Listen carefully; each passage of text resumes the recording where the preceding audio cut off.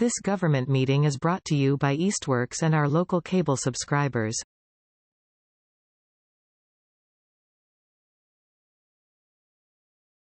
I'm calling the October 2nd Public Safety Building Committee meeting to order at 4:10. And we have a quorum. We only have a few minutes to get through the internal business. We do not have any members of the public. Let us move right on to reviewing and hopefully approving the minutes.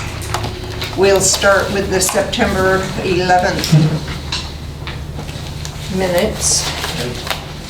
Yeah. I got one. Is there any discussion about those minutes or any changes? Does everybody have a copy if they need it of September 11th? I hadn't read it first.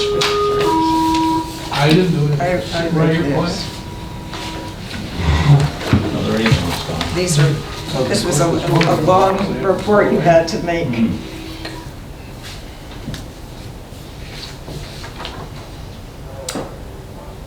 I actually had one question for Chief Illingsworth, but since he's not here, he can't answer. Which is the 11th or 12th? Oh, the 11th. Well, maybe someone here could answer it if I can just go ahead. Thank you. Which one do you want? 11th. September 11th, and it's down at the bottom, the third bullet point from the bottom. Chief Illingsworth added that a safe room with a panic button would be requested in a new building. Wasn't he saying that that was going to be installed? There was going to be a panic button put into the present Yes. police station. Yes. And then, so did he make mention? I think we'll find out what's planned for a safe room. So you don't know if he also wants that in I think it's going to be different. building? Well, I don't know that he made mention of it. I presume, or I'm assuming that that is included somewhere in the programming. Survey thing, yeah. I think Yeah, this it was. would be a room off the lobby, I think it was. Yeah. Okay, so you remember Yes. that it was mentioned. Okay, so Cindy, I do believe that that should be modified a little bit. Because the safe room with the panic button is the lobby of the present. It's a room off the lobby, you just said, right? Yeah. So can we just modify it to say a Well, safe this room? is referring to the present fire station, police station. No, The because he's sa- saying it would be requested. Right? Yeah, in the new building. In a new building. Yeah. It's the rest of the sentence with a panic would be requested in a new building. Okay. I could modify it to say with a panic button in a room off the lobby, if that's what you remember him saying. Because I think you're right, though, there won't be a baby safe area. And that's Safe correct. haven, But the that's what he first said. sentence, could it be modified? Chief Illingsworth added that a safe room with a panic button in a room off the lobby. That'll be the insertion. Is that based? Should we wait for him? That's my recollection of it. Yeah. And it Would makes be- sense because somebody's going to run in the Yeah, lobby. safe room they need be a room to included in a step room. into. Right, Yeah. but temporarily, Near the lobby or or it's something. going to Yeah, off the occur, lobby. Here. and that's not the best situation. No. Right, but temporarily, yeah. But this was a lot of it was based on future needs. No, I know that. Yes, that is true, Cindy. All right, so you have answered. All right, so I will insert that as one change. Is that okay with everybody? The one change? Sure. All right. So may I have a motion to accept the minutes as amended? I move. Second, please. I'll second it. All in favor? Aye. Opposed or abstained? Abstain. Okay. So 5 ayes and 1 abstention. And then moving quickly on to the 25th.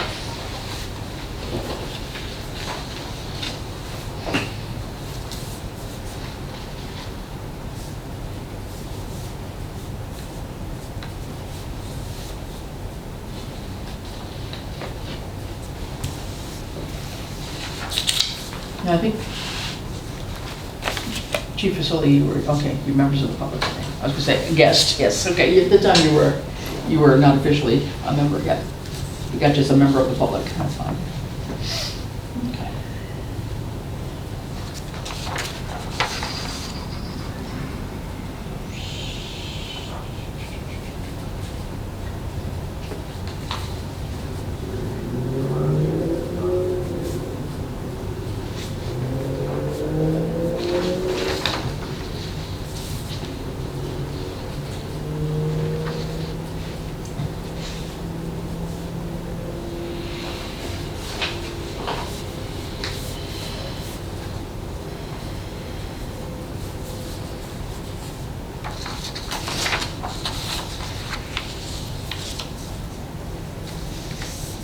When we're ready, if someone would make a motion to approve.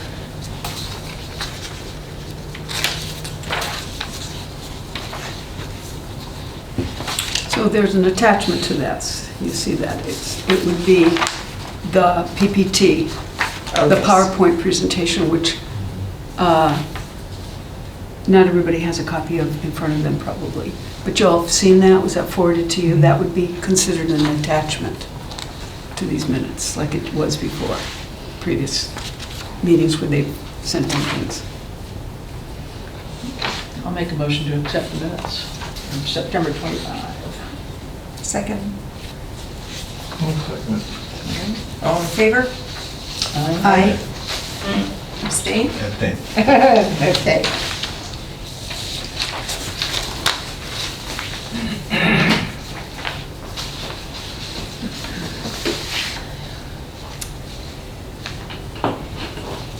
So we have just shy of 15 minutes to discuss the space needs programming.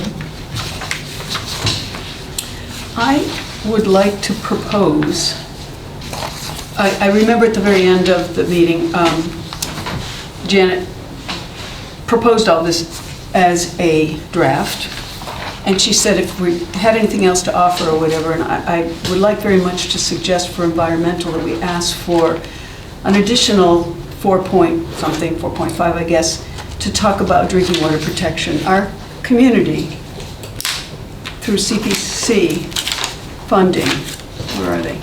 We voted to support the creation of this really lovely brochure that is available on Town Hall and was mailed to every household. And if you haven't got one, I've got extra copies here. And it talks about the importance of our drinking water protection. We do not have a reservoir in our town for our use. And of course, Springfield has a reservoir, and Holyoke has a reservoir, and Northampton has a reservoir. So we have to protect our aquifer. So that's very different than wetlands. Do you need one down there, Charlie? Do you need one? It's very different than wetlands, and it's different than stormwater management. It's just acknowledging that that is part of our topography and our natural resources. So I'd like to propose that we add that on the matrix. Do you need one, Christina? You got Sure. one of these? Yeah, thank you. Yeah, it's got one. So that's a motion. I move that we have that added to the matrix. How do you want to phrase that, sir? All right, let me say then, I move that we add another section under number 4, environmental, for drinking water protection. I'll second for discussion. Okay. Oh, so now I ask for discussion, correct? Okay. So please, let's open for discussion. We have 3 locations that we're focused on, and if you look at the violet section of the map, it appears that 2 of them anyways are definitely in that violet area, which opens up the question of they're going to score the same. Maybe they're going to score the same on that one particular Just area, that but it might not point. apply to all the other 4 areas under environmental. Right, but if we're adding a category to score on, and 2 of our sites are already in that area, Mhm. why are we doing this exercise? Why are we adding another question when two of them are already there? Well, the argument there would be that not all three are. So what is the Every purple site's gonna have section? its own characteristics, though. The circle section is usually the highest potential of contamination because that's the center part of the aquifer. There's a lot of data that's not into this, and the fact that there are confining areas over some of this that don't show anything. This is a real generalized map. So it's not like tier 2 or anything? Now, well, it could be a tier 2. But it's not all tier 2? No, it's not all. It's not The only defined. thing that's not in tier 2 is the present fire station. Right. But that's an important piece of information also.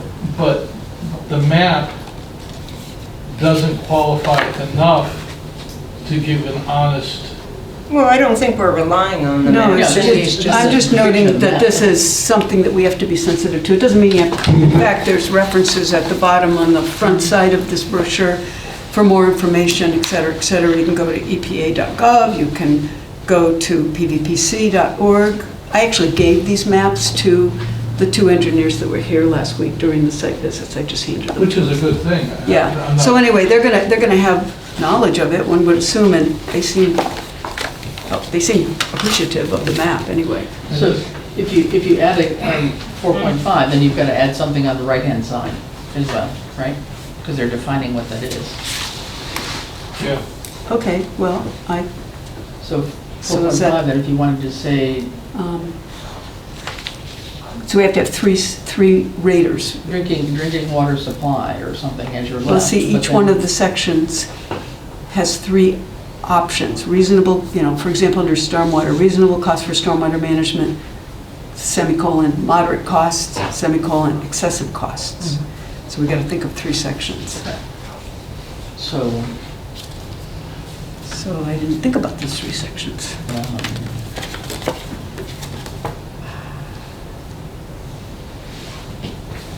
Well, in fact, it would be an aquifer would affect the Title V. oh, yeah, Yeah, yeah. so that meaning to be aware of that. If it's in the aquifer, it'll affect Title V. Can you think of three ways to phrase, no impact on Title Or V, could be- moderate impact? could be just that, Significant. high impact or significant impact on, is it just on Title V or significant impact? Well, it's also, I think, which Cindy's leaning towards is impact on the drinking water so much as impact on sewage disposal. I mean, if we're gonna talk sewage disposal, I can tell you right now, from a design point of view, Clark Street and here are gonna be problems. But from a pollution point of view, College Highway is gonna be the one that needs the most safeguards in place. Okay. Wouldn't it be true, though, that we need, we need to be as inclusive as possible, I think, because we need to have all questions answered, and isn't it really up to HKT to sort of sort all of this out and determine what, given the geography and geology of the three sites, what needs to be analyzed and weighed? Or factored in. I don't think it's up to any of us to make a determination on what things, the condition of things. I'd like them, and I think that all of us need to be assured or have that independent. So you're suggesting that they should come up with the three weighting Yeah, all we were categories? looking at though is, like on the tree cover one, all it is, your choice is no major reduction, maximum to moderate clearing, major clearing. So whatever those three things are, if it's Minimum to moderate. significant impact or, Right. but defining impact is the question. What I guess I was responding to there is Charlie and Mark were differentiating between what we're looking at is drinking water and sewerage disposal. Can we not just even make them aware of, they generally know of the location of the aquifer, which does exist under both 79 and 0. And then they, in some way, or on those two levels, they make the determination of the importance of the aquifer as it relates to sewage or as drinking water. Just one more thing is, if you're an aquifer, you cannot use permeable pavement. DEP disallowed permeable pavement, which could be a stormwater management process, and it could create a limitation on stormwater management. And they I don't know would, how this, where are you going to put it in the matrix here? But that, if I'm hearing you correctly, that's the job of this company, not us, to Right. take and Right. try to redevelop Right. a parcel. Yeah. Because even with, until we're here, understand better how we're supposed to rate these, because when it says stormwater management, for example, reasonable cost, moderate cost, excessive cost, is like, We don't know that. we don't know. I don't know how we're supposed to help them rate this. That's what I wasn't clear on the last meeting, so. Well, I don't, and Janet sent out the preliminary draft of where PAR is thus far. I didn't have a chance I haven't to. seen it. I haven't seen my email at all today. Yeah. I'm not I think it's come on through town email today. I think it just came through to, Well, some people are back on it, not all. Yeah. and so indeed, it's going to be the engineers' ratings that we're just going to have to accept. But as to requesting an additional environmental category, Cindy's proposing that the aquifer be No, taken into that it be account. called drinking water protection. That's what I'm proposing. 4.5. And maybe call it 4.5, but, based on this discussion, I would like to modify my motion to say, and allow HKT to come up with the language for rating. I would be more in agreement with that. than Okay. Just Mhm. trying to put something in there because. Because we don't know. We don't know. It's Okay. too- Yeah. So we just want to do the category in the name of the 4.5. That's all. Okay, so HKT will request that HKT, Develop the Develop the rating. The criteria. Rating whatever the- criteria. whatever Yeah, that- that's whatever good. they're calling it. Okay, that's, so I've modified it. So the motion is now move to add another section under environmental called drinking water protection and allow HKT to develop the rating criteria. I'll second that. Okay. Thank you. all in favor? I'm- Aye. Any opposed? All right, a unanimous vote. Just give you time for 2 seconds. Do what? Great, so will we be aware of when Janet and Amy? Not yet. We got to get onto Zoom first, right? Yes, we do. It's 4:26, so it's Yeah, about time. We'll probably get in. I will always need help with this stuff. I think you catch on pretty darn quick. Question. Not so much in my husband. Yes. All right, so while Ed is doing that, I think we need perhaps, unless Chief Fasoli, you have something to say about the space needs programming, and I think this can be a fairly in-depth discussion, and without Chief Illingsworth here, I think we need both of you to go into it deeply. Is it fair to say that we're all a little stunned at the, or? Yeah, I mean, if there was going to be any initial thoughts about reducing something or changing something, you guys were going to kind of work on that a little bit. I mean, right? I So- really have to see Yeah. the plan, really. You know. Right. I'm sure. Yeah. Well, I think I'm referring in that point, that was my thought in terms of the agenda development, that was actually their PowerPoint. That did anybody, either chief, want to respond to the PowerPoint presentation they did the other day? That's what that was meant to discuss. You know? I mean, without seeing, they can say square footage, but Right, exactly. And very hard to envision in 3 dimensions what's Right. written in measurements. Yeah. Yeah. No, and I think all that Janet was saying is, is there something that looks like it might be oversized? Is there something that, out of all your needs and preferences, Is there something that could be shaved down a little bit based on how she presented, whether it's, I'm sure there is. like tables, I mean, I don't 4 know beds or whatever? I mean, how much of a cost saving. Yeah. I know. Yeah, one thing that she just tossed out was reducing the offices from 120 to 100 square feet. That's a 12 by 10 room as opposed to a 10 by 10. It doesn't make any sense I mean, to make that kind of. Yeah, and I think she was sort of alluding the other day that, even if we do some trimming, and maybe we still do They're need here. to do that. Oh, great. It might be only maybe 1,000 feet or something that we might skim off the top there, maybe, but. Yeah, but minimal, Yeah, it seems. It didn't sound like it was going to be much, but. Hello. You can hear us? I can hear you. Can you hear me okay? Yes, The volume great. a little bit.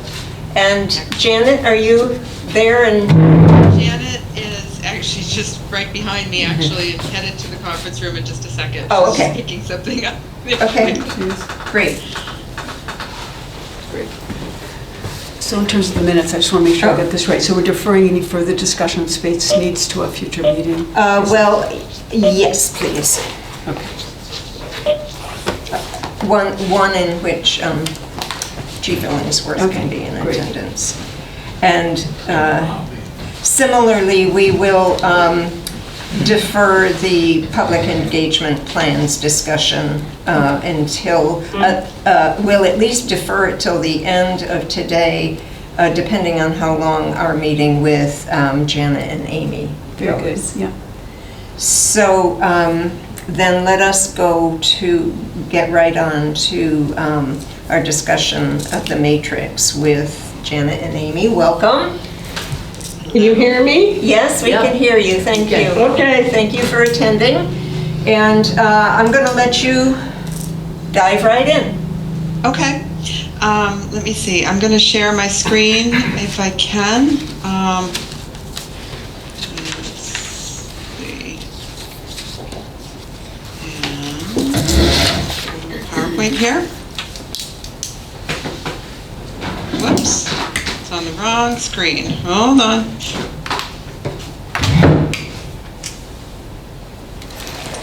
I can do it this way.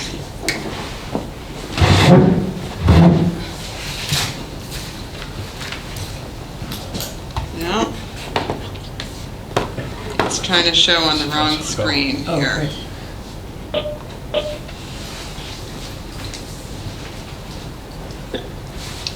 I'm not sure how to get this to switch.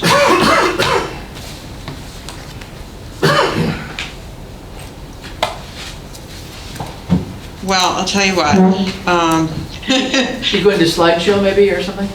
Yeah, well, that's what I'm doing. I'm going into the slideshow, and I have two screens here, and it's putting the slideshow on the wrong screen. Oh. So let me try this.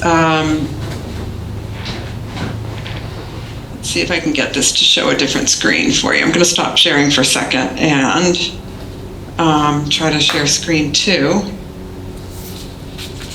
And now let's try this. Can you see it now? Yeah. Yes. Okay, all right. Right, so, let me go to the next slide here.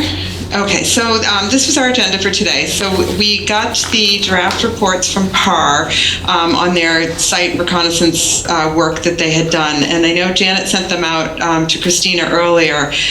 We just got them in today, just like you. We turned them around to you guys as quickly as we possibly could. But this is all as new to us as it is to you. I don't know if anyone had a chance to read through them yet. But we'll go. Oh, I was just going to say, did you send it just to me? I got it just before coming to the meeting. I was at work, so I have not sent. If it came just to me, none of our members have it yet. Okay, I sent it to the group of people that was on the last email from you, which included both Cheese, maybe, and Yes. Ed, Okay. and Chris Bowles, I think, but not everybody I can see in the room. So hard to know who's in the room right now, but That's what I thought. Yeah. about That's what I had thought. Wave it in there.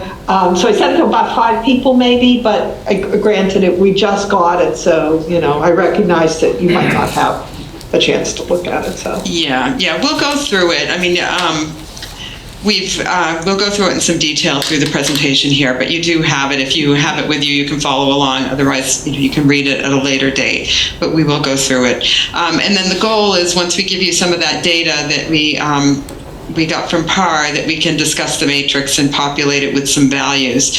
And then if we have time, we can talk about programming a little bit and, potentially cutting some spaces. But we'll see if we have time for that. Okay. So the matrix we had sent out to you, and we had proposed breaking it down into these 6 categories. So there was location, accessibility, site features, environmental, site development, and availability. As Janet explained, we tend to rank these on a 100-point basis. So there are 100 possible points broken down into these different categories. We assigned some point values to them based on our first pass at it, but really there's no right or wrong here. A lot of communities have different values that they place on these things depending on your community, so we're definitely open to adjusting those point values when we get to that later. And I know we heard that you were interested in adding a category potentially for drinking water protection. Yes, and we have voted that we would like to add that as 4.5, so the environmental section. It's on there, yeah. Oh, you've... Okay, We have that, and You we do already have that did. on. Oh, very good, thank you. I don't have the right glasses We on to figured, see we thought that was a really good ad, so we went ahead and added it, figuring you would probably incorporate it. So we can talk, as I say, about the point values when we get to it. But let's dive in a little bit and talk about what PAR's findings were with a different site. And I'm going to be looking through some of my notes here as I talk to you, because, as I say, we got this sort of at the same time that you did. There were 2 pieces to what we sent out. One was a report done by the civil engineer for each of the sites, and that, if you can see my screen, that's this report. And then the other was done by the senior environmental scientist, and that's the chart here that you guys got. We'll kind of go through them in 2 separately here as we look at this. So I'm going to start out with what the civil engineer came up with. And on the slides here, what you see is sort of his big picture summary for each of the sites. So the first one we looked at was 0 College Highway. And we were looking at the 4.2 acre parcel, which is part of the larger 41.5 acre parcel. So this is the image of the 41.5 acre parcel. And then the smaller 4.5, oh, you can't see I'm on the wrong screen here. Hold on. This is the larger parcel, and then the smaller parcel here that we looked at right here. The zoning is the commercial village district, and it's in the water supply protection overlay district. It's bounded by College Highway to the northwest and residential properties to the north and south, and then a former railroad right-of-way to the southeast.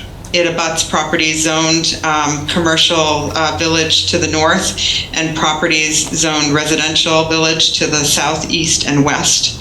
And those sites all appear to consist primarily of residential properties. The 4.2 acre parcel consists of existing meadow or open field. There are several clusters of trees and recently cut brush throughout. It's generally pretty level terrain. There don't appear to be any wetlands, vernal pools, or floodplains located within the site. We didn't find any natural heritage, estimated habitats of rare wildlife, or priority habitats, or rare species demarcations on either the overall 41.5 acre site or the smaller lot that we're looking at. The soils for the 4.2 acre site appear to be primarily Hinkley loamy sand, which is 0 to 3% slopes, and it's a hydrologic soil group of A, which is deep, well-drained soils, sandy or gravelly sands with a high rate of water transmission, which is good for drainage. The stormwater management system, there were some basic discussions with the developer's representative, which said that they anticipate to design the overall site for the anticipated runoff, which may include conveyances of pipes to a larger stormwater detention pond at the east end of the overall parcel. But it sounds like it's still a little bit up in the air what they're planning on doing for the larger site. Since there are no buildings on the site, there aren't any existing public utilities. However, there are public utilities out in College Highway. Both electric, gas, and water service are out there. And as you know, there's no sewer service in Southampton, so all of these sites will require on-site septic design. The site is located about a mile from the center of Southampton, and Town Hall is considered the center. And the fire station as well, the existing fire station is considered the center. There are good intersection site distances. You said it's estimated, the proposed Parsons Village access is estimated as 350 feet or greater to the north along College Highway. And College Highway elevation decreases or slopes down in a northerly direction. The intersection site distance is also estimated as 500 feet or greater to the south along College Highway from the proposed development access road. And the College Highway elevation is generally level in the southerly direction. They did say that the proposed Parsons Village access intersection to College Highway is approximately 140 feet south from the existing Greenbrier Estate access drive, but it looks like all of these distances will meet or exceed the town's requirements. So that was it for the Zero College Highway from the civil engineer's perspective. So I'm going to move on to 204 and 210 College Highway, the existing fire station and town hall site. So these are two sites together. The 204 College Highway is a 1.7 acre parcel, and 210 College Highway is a 7.5 acre parcel. They are in the residential village district and also in the water supply protection overlay district. They're bounded by College Highway to the east, Maple Street to the south, and residential properties to the north and west off High Street. The site abuts properties zoned a residential village to the north and west, all of which are used as residential properties. And the 204 College Highway parcel is a former residential property itself. It's currently vacant, but it does contain some masonry foundation remnants, a north-south oriented drainage swale, and woods with severely invasive plant species overgrowth. The frontage at the College Highway site is generally flat to moderately sloped at the fire station and town hall entrance, but it increases in slope as you proceed west along the driveway and toward the town hall parking areas. The terrain has been altered or graded basically to 3 plateaus. Level 1 is at the fire station, includes the parking areas. Level 2 is 50 feet to the west of the fire station, and level 3 is located 200 feet to the west of the fire station. Based on the visual observations, the engineers saw some boulders or bedrock outcrops that were present at levels 1 and 2, and clear standing water and saturated soils present at the level 3. And it was reported to them that there had been some previous test pits that revealed the presence of bedrock at very shallow depths below the ground surface at both plateaus to the rear or west of the existing fire station. Based on GIS data that they're looking at, they see that 204 College Highway lot contains wetlands with typical 100-foot setbacks or buffers, and also a small segment of Potash Brook with associated 200-foot riverfront setbacks. The majority of the two parcels are located within a Zone 2 wellhead protection area. No surface water supply protection areas, aquifer boundaries, vernal pools, or natural heritage, estimated habitats of rare wildlife, or priority habitats of rare species demarcations were shown in any of their research.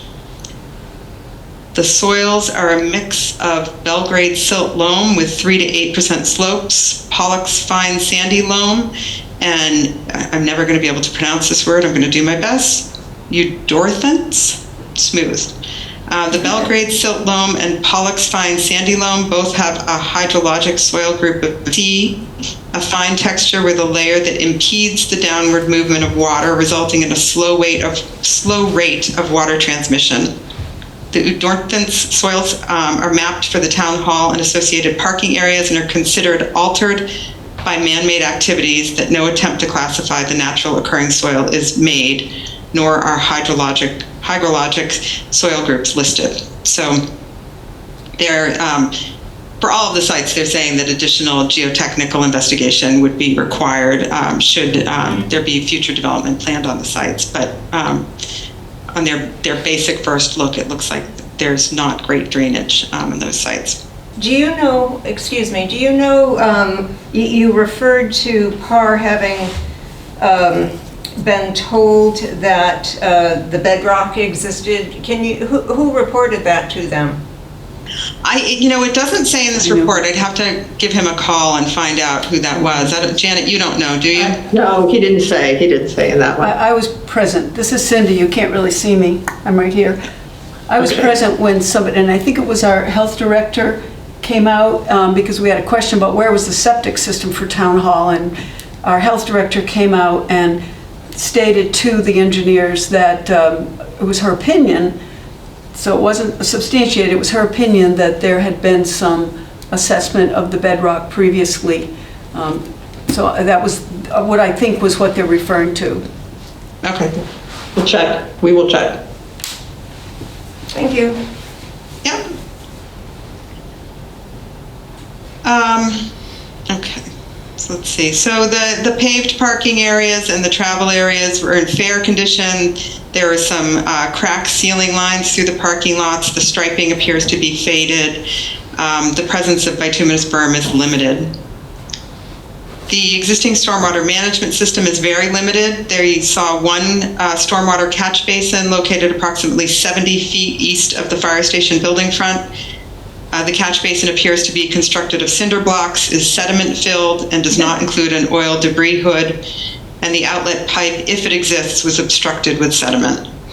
And then I did mention before that there was a drainage swale on the 204 parcel. That's about 10 feet deep and 10 feet wide. And the discharged water in it was clear and odorless. They thought that it might be a groundwater subsurface drain from the town hall parking area or a potential building perimeter drain, but they don't have any confirmation of that. They're just looking at the quality of water and estimating that that's what it might be. There are utilities, electric, gas, and water service along College Highway, and again, there is no sewer service for the site. They did see an exposed PVC sanitary line with a clean out located between the sleeping quarters of the fire station building, but the location of the septic tank and the leach field is not known at this time. The site is right at the center of Southampton, defined as the town hall.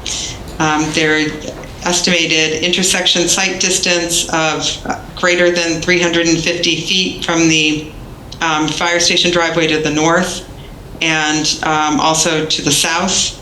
The East Street intersection with College Highway is about 130 feet south of the apron.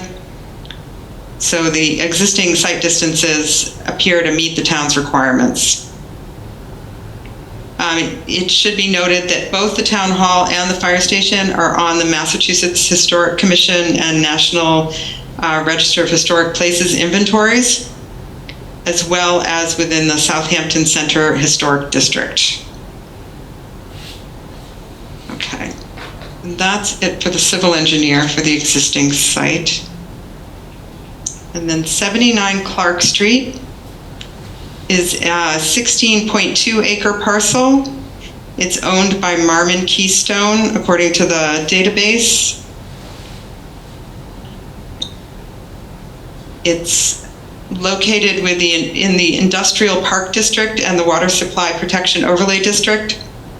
There's currently undeveloped land, and it consists of wooded areas at the far south and east property edges with an existing cornfield or actively tilled for ongoing agriculture. It's bounded by Clark Street to the north and industrial properties to the south, east, and west.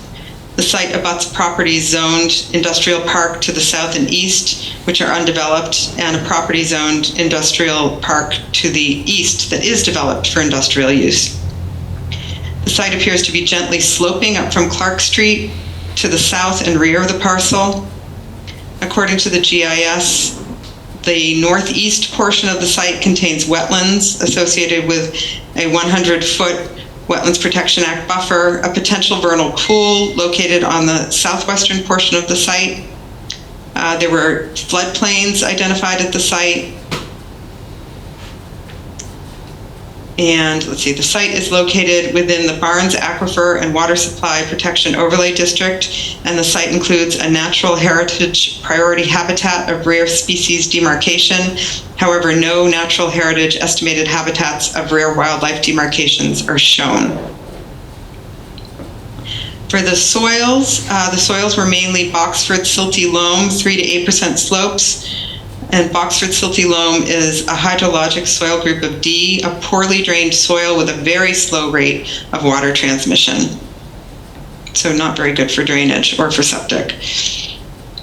There are no buildings on the site, and the sites are not currently served by public utilities. However, electric, gas, and water service utilities are located along Clark Street. And again, we'd need on-site septic for the site. The site is about half a mile from the center of Southampton. Based on the field observations, the site distance for the access intersection to Clark Street is approximately 400 feet for both the western and eastern approaches, so that should meet the town's requirements. Okay, so that is it for the civil engineer. Now, this is a little bit more data intensive. This is from the environmental engineer, and these charts are a little bit, like I said, a little bit data intensive. We're trying to break it down here to sort of help you get through it. So we've color coded this a little bit. If you have it with you, I can sort of tell you what I'm reading from. I'm not going to read through the whole thing. I'm going to try to highlight sort of the important things that stuck out to us. And a lot of that has to do with the history of each of these sites and what it means for the potential environmental impacts or the unknowns of the environmental impacts. One, sorry? I cannot read that. Two, I have no printed copies of it. Yep. So a lot of this I'm going to blow up as I go through it so that you have a chance to read it. And the next slides start to do that. We start to look a little bit more in depth at some of the lines, but I'll blow it up so that we can see. A lot of this repeats some of the information that we just read, things about, let me go to the Zoom.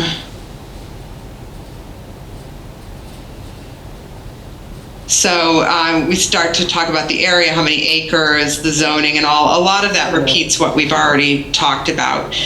So I won't go through all of that. But I do want to talk, like, this is Zero College Highway. We talk about the past use. And the earliest available records indicate that the parcel was utilized for agricultural purposes and previously contained several farm buildings.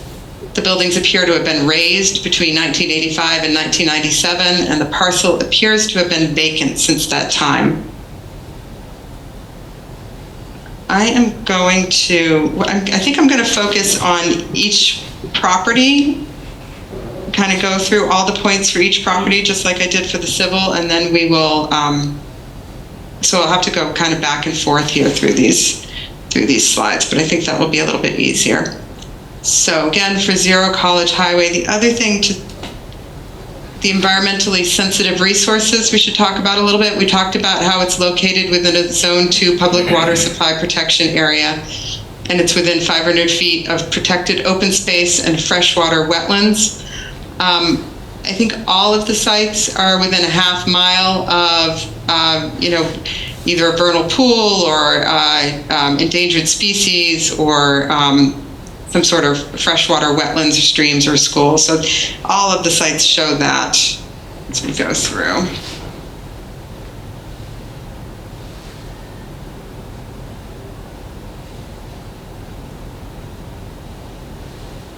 They did a search of the environmental records. They didn't find any environmental records for this site. They did for surrounding properties. They did a search of environmental records. Fletcher Farm abuts the property to the northeast. The information reviewed indicates that significant environmental impacts to the subject property would be unlikely. So no issues emanating from Fletcher Farm. The Southampton tire pile on Gun Road, a solid waste facility, they said no additional information was found pertaining to this listing through Mass DAP. However, based on historical aerial photographs, it may have been located at the Fletcher Farm property to the northeast. This listing indicates that historical dumping may have occurred on the Fletcher Farm property that could have impacted the subject property.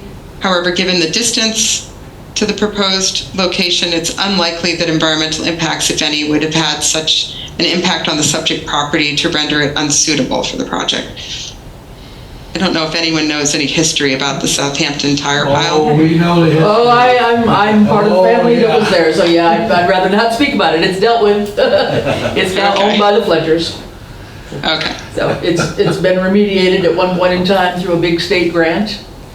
Okay. And it was an erosion control measure that was given permission by the Conservation Commission at the time.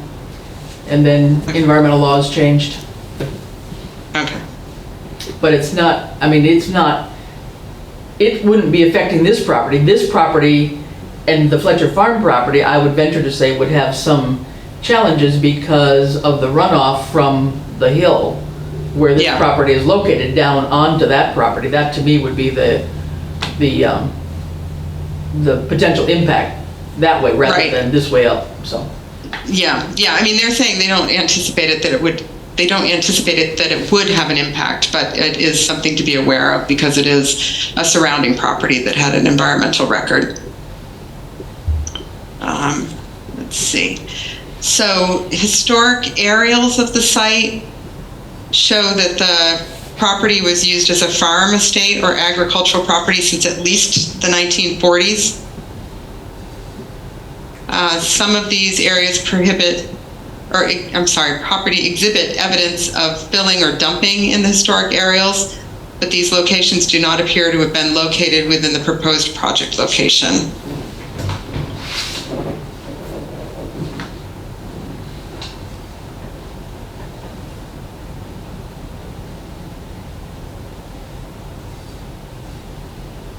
So the interesting thing here in the site reconnaissance, that it was noted that several trees on the portion of the property where the project is proposed to appear to have been planted in rows, which suggest historical use as an orchard.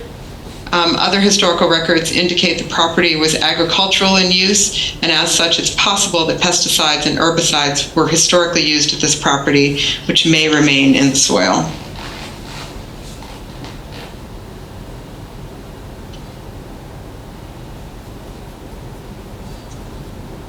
And again, recognized environmental conditions, they're just sort of emphasizing that, again, there could have been pesticides and herbicides in the soil. There could be lead arsenate and or organochlorine pesticides like DDT. So overall, the environmental engineers' finding was that impacts from the environmental conditions identified are expected to be minor. There is a potential for increased costs associated with excess soil management and disposal, if necessary for the project. Further investigation via subsurface investigations is recommended to evaluate this environmental condition and its potential impacts for the project cost. And that's a statement that they make for all of the properties, that if you decide to move forward with the site, you'd need to do some additional testing to find out exactly what you were dealing with and what the potential cost would be associated with that. So I'm going to back up here, and then we can look at 210 College Highway.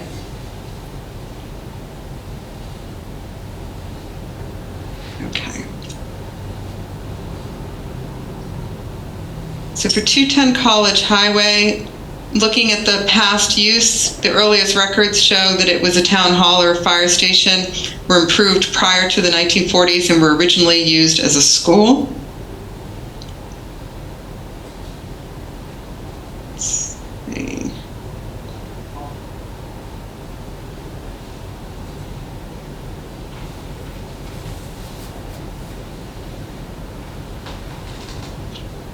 Again, there's a minimal flood hazard here. The civil engineer talked about that as well. And let's see here. It's located within a Zone 2 public water supply protection area and a medium yield potential drinking water source aquifer. And we talked about being in a half mile. All these sites are within a half mile of vernal pools, priority habitats, and some fresh water. Excuse me. While not shown in the Mass DEP's mapper, an apparent culverted stream was observed exiting a head wall near the boundary of Lot 141. So we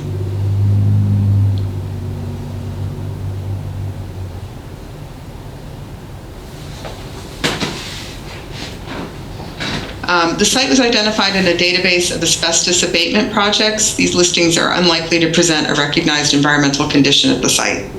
I'm just making you aware that there was a record of abatement there. Here, 243 College Highway disposal. So again, this I believe is the category, can I slide over? Surrounding property environmental records review. So they looked at 243 College Highway. Based on the information reviewed, this property was impacted by a release consistent with gasoline that's believed to have originated from Extramart at 247 College Highway, which is an active disposal site presently under a temporary solution. Groundwater appears to flow southeast in the area, so the subject property is expected to be up gradient to these releases, and significant environmental impacts are unlikely. Again, just making you aware.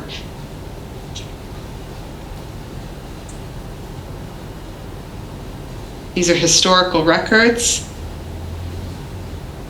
So there were evidence of firefighting training activities in aerial photographs dating back to the 1970s. The training activities typically involved controlled burning of a substance, often combustible materials such as fuel oil, which was subsequently extinguished as part of the demonstration, possibly with firefighting foam, which has been known to have PFAS contamination.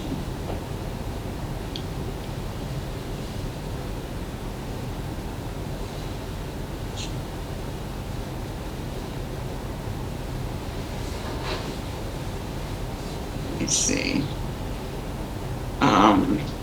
The site reconnaissance. So these are observations from the site visit. They saw some gasoline cans stored on the ground, outside and without cover, which contained some product in them. At least one 5-gallon container of the firefighting foam was observed in the same storage areas or storage conditions. There were containers and drums that were in poor condition, which may have previously contained oil or other hazardous materials, and those were deposited in the woods. There was evidence of fill from an unknown origin along the property boundary. The assessor's card showed that the fire department's heated with oil, but they didn't observe any oil tanks. They did see a propane tank, but they weren't sure if there was an underground oil tank somewhere that wasn't observed. The slop sink discharges into the reported septic system. According to the Board of Health, sewage disposal is via a holding tank with an outlet pipe, and no leach field appears to have been installed. And then there was some old equipment observed being stored in a clearing on the northern side, which may have contributed to some contaminants being released in this area that could impact the soils or the groundwater.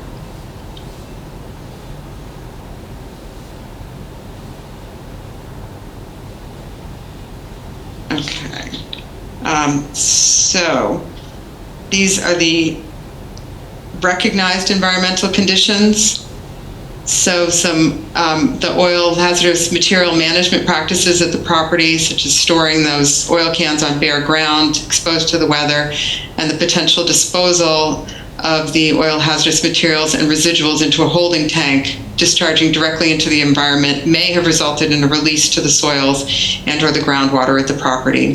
There's the potential for the abandoned underground storage tank for the oil. It could be that it was closed out without completion of the testing activities, and that's why there wasn't a record of it. We're not sure. And the evidence of the solid waste disposal, the containers, again, we just don't know what potential impact those could have on the environment. So here, impacts from the environmental conditions identified are expected to be moderate to major for this property. Some of the materials used historically and observed during the site reconnaissance are known to be persistent in the environment and difficult to remediate, such as PFAS associated with the firefighting foam and other firefighting activities, while others are known to migrate relatively, I don't know what that says, relatively far, and, and a relatively small release could have the potential to impact a wide area. Some substances that may have been used by firefighters in the past exhibit both difficulty in remediation and high mobility. Further investigation via subsurface sampling would be necessary to accurately define the potential impacts to the project. Okay, I'm going to go back again and we can look at 79 Clark Street. Oops, here we go. So in 79, Amy, they just basically stayed on the street, right? They didn't get onto the property at all? Correct. They couldn't get on the property, so they were able to do a desktop review of public records, and then they could see what was done in the street, and they had the work that was done for your senior center before. Right. Yeah, we have no new news from the landowners, so. Okay. So the earliest available records suggest that the parcel was utilized for agricultural purposes until the mid-1960s, when a commercial industrial building was improved on the abutting 1 Clark Street. The site parcel appears to have been utilized for drainage purposes for 1 Clark Street, with a portion being leased for continued agricultural use. The property at 1 Clark Street, which is surrounded by the subject parcel, is utilized for industrial purposes. Marmon Keystone, a distributor of piping. The area to the west and east of the parcel is agricultural and/or low-density residential, while the areas to the north and south are open space consisting of recreational uses and wildlife habitat.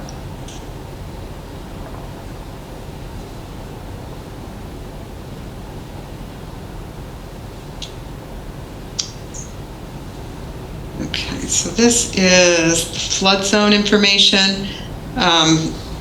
So a small portion along the southeast side appears to be located in Zone B, which is defined as an area of moderate flood hazard. The remainder is in Zone X, which is defined as an area of minimal flood hazard.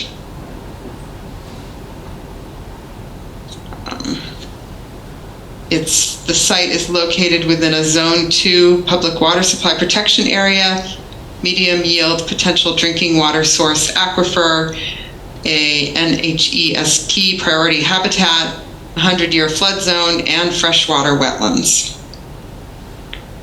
And there's, while it's not identified on the Mass DEP's Phase 1 mapper, a small unnamed pond appears to extend onto the southwest corner of the parcel.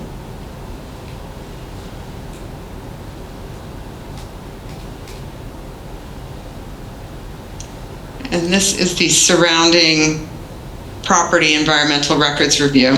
So for Atlas Copco Holyoke, it's a Superfund archive.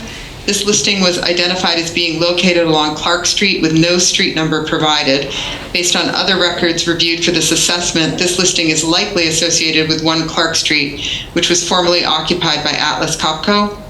The files do not appear to be available for review online through the EPA's Superfund site database or Mass DEP's searchable sites database, so it's unclear at this time whether this listing could be associated with environmental impacts for the subject property. Do you know in town, do you know anything about the Superfund site? That's the first time I've heard that, and I've been in town all my life. No, don't know. Okay. Atlas Copco sounds familiar as a name, but I don't remember anything about. Yeah, they have the big plant over by, At the Amazon. the Amazon Mall. Yeah, it used to be on Homestead Avenue, Yeah, it's the Amazon plant now. Where Amazon is now. Right. but I never heard of any Superfund site in Southampton. Okay, so this is historic records. There's a lot here. So the property at 1 Clark Street's been utilized for industrial purposes since at least 1970, and 1 and 79 Clark Street appear to have undergone concurrent ownership and ownership transfers since at least that time. A 5,000-gallon oil tank is shown on the northeast side of the building. This is at 1 Clark Street. The plan appears to show perforated pipe extending beneath the underground storage tank to a dry well, which seems to discharge onto the northeast portion of 79 Clark Street. 1 Clark Street was not identified in environmental database records as an underground storage tank site, which indicates that the underground storage tank may still be present or it was abandoned. So any releases from the underground storage tank have the preferential pathway through the perforated pipe and dry well to mitigate to the site parcel at 79 Clark Street. Several other perforated plastic pipes and pipes identified as asbestos concrete are shown extending from the edge of the building to manholes before discharging to 79 Clark Street from the northwest and northeast interior boundaries. The origin of discharge is unclear. It appears that some of the pipes may be intended to show roof runoff, but at least 2 appear to be unrelated to roof runoff and may originate from inside the building. Past discharges from pipes within the building may have originated from industrial processes and are indicative of the presence of Class 5 UICs. A 1,000-gallon septic system and associated leach field are shown along the northwest side of the building. It's possible that industrial process wastewaters were disposed of in the septic tank given the time period that the facility was in operation prior to promulgation of regulations that required alternative means of disposal.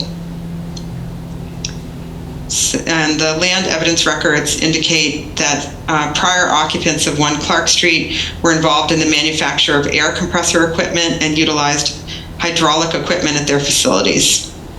The current occupant is in the business of warehousing, distribution, finishing of piping, and various uses according to their website. So a lot of questions about the past history of the site.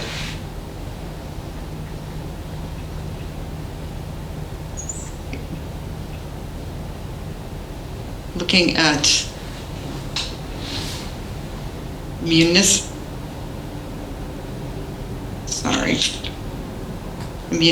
records. Let's see, I'm going to skip down here actually to the site reconnaissance. So this is the findings from PAR's site visit. So evidence of solid waste disposal was observed from the railroad in the area of the subject property behind south and southeast 1 Clark Street. Materials observed include a large machine that may have been an excavator or part of an excavator or a piece of hydraulic equipment given the activities conducted at 1 Clark Street. Railroad ties exhibiting a creosote odor and other assorted metal, plastic, and wood waste were observed. There's the potential that equipment formerly used by 1 Clark Street occupants, some of which appear to have been discarded on the subject property, contained oils contaminated with PCBs. The western portion of the lot was being used for corn cultivation, and pesticides and herbicides may have been applied to this portion of the property, and those could remain in the soil.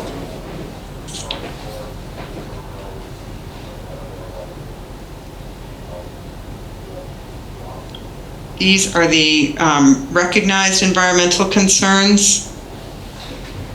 The solid waste disposed of on the property are known or likely to contain oil hazardous materials that may have impacted soil and or groundwater at the property. Use of the subject property by the occupants of 1 Clark Street for drainage of stormwater and possible industrial discharges may have resulted in subsurface impacts at the subject property from the substances typically used by the types of operations that now or formerly occupied 1 Clark Street. Oils potentially contaminated with PCBs and chlorinated solvents. Past agricultural operations on the western portion of the property may have included the application of pesticides and herbicides that may remain in the soils at the property, such as lead arsenate and or organochlorine pesticides like DDT. Some areas of the property were not able to be viewed, and the overall conditions of the property were unable to be fully assessed due to not having access permission for the site. And this is the summary of the potential impacts to the project. This is impacts from the environmental conditions identified are expected to be moderate to major for this property. The chemicals that could be anticipated at the subject are similar to those identified at the fire station. However, the quantities of these substances that were used at 1 Clark Street and could impact the subject property are much greater than those that appear to have been used at the fire station. And the overall impact to the project from the Clark Street property when compared to the 210 College High property would likely be more significant. So that's a lot, a lot of information to throw at you. Does anyone have any questions? Oy. You said you knew something about the septic at the fire station? Yeah, it's, Chief Fasoli here. septic tank is located in, kind of right in front of the living quarters trailer, right off the tarred section of the lot. And then there used to be an oil tank located where the flagpole is now. It was removed. I have paperwork on that. And we use natural gas to heat the fire station and propane to heat the trailer. Okay. Fix the property cards. Property cards get outdated because it takes time to assess everything. We can give that information to PAR. If you have the paperwork, they might, reference that in their final report, just that they had their eyes on it. Okay. I was told there used to be a gas pump at the station, but I don't have any history on that. That was just word of mouth. So I don't know if there was a tank for that or what. Wonder if there are any historical pictures that we could, Historic Society or anything? I've never seen a picture of You've never seen a picture? Okay. a fuel pump on the property. I've never seen anything like that either. Mm-hmm. I've never seen that either. Mm-hmm. Okay. It's possible, it wasn't a local gas station, it functioned as an important town building, fire, maybe there was, I don't know. It's a good question. Does part of the assessment ever, especially in a town like this where it's an old town, does part of the assessment ever include interviewing individuals who are older than people that are present at this table and maybe have clear information about what might have been there? Yeah, there are people older than you. It's word of mouth. I think they try to keep it pretty factual.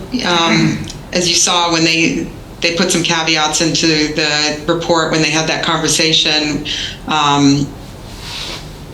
about the fire station property. It's certainly helpful if people have recollections, and then the engineers can try to go down paths for fact-finding, but I think, they're trying to kind of keep it as factual as they possibly can based on either what they've seen or what historical records or current records that they were able to find. The reason I bring that up is the day they were here, they had questions about, water supply and et cetera, and one of our water commissioners, I couldn't tell you his age, but he's probably older than anybody here. And he is one of our water commissioners, and I've heard him speak publicly, and he's a pretty articulate man, and I just didn't know if somebody like that would be considered a resource that could be looked, then again, paperwork could be followed. Joe might even have it in his files, I don't know. But that's just a thought. Yeah. His name is Joe Slattery, and he is a member of the Water Commission. Slattery? Slattery. Okay.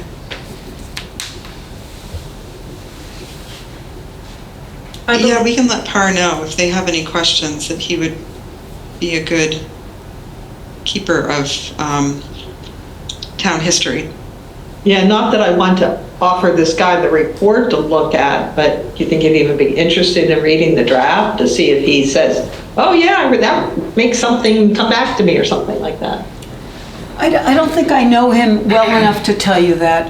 Okay, that's fine. I And just don't know. let's just tell PAR they have a The only- source that might only be thing- available to us for conversation, and we Yeah. can take it from there. I just will tell you that I was once at a water commission meeting, and a particular question unrelated to any of this came up, and he just had so much information, and everybody looked at him and said, well, good, Joe, I'm glad you're here, because he seemed to know so much about specifically the drinking water situation, but in that I know he's lived in this area a great long time.